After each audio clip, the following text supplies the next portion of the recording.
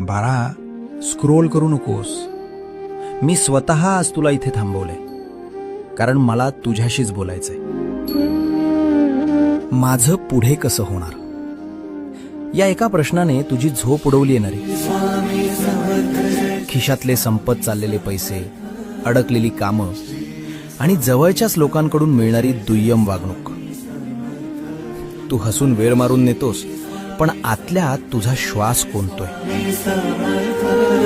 स्वामी, मला यातून बाहेर काढा म्हणत जो टाहो फोडलास, तो हुंदका थेट माझ्या काळजापर्यंत पोचलाय बाळा.